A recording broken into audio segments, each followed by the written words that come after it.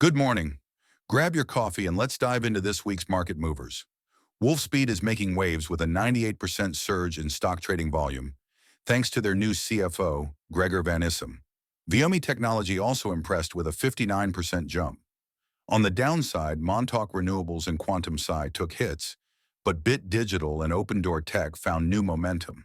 In broader market news, small cap stocks, as shown by the Russell 2000, dropped 1.7% due to tariff concerns, while the S&P TSX Venture Composite Index saw a slight rise.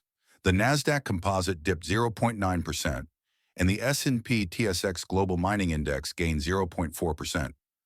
President Trump's tariff announcements, including a 25% tariff on imports from Japan and South Korea, stirred the markets, leading to a sell-off.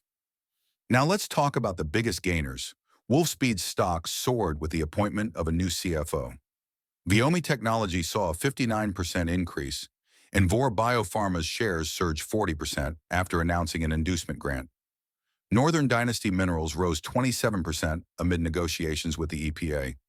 On the flip side, Montauk Renewables fell 16%, and Quantum Sci dropped 15% following a $50 million stock offering.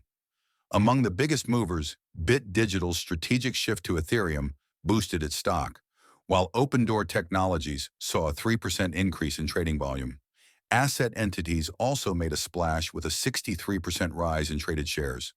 Finally, Tilray Brands caught attention with a 7% rise, thanks to a new art series collaboration. And in IPO news, Max Making Inc. made its debut on NASDAQ with a market cap of $11.5 million. That's it for this episode. Thanks for tuning in, and remember, this newsletter is for informational purposes only.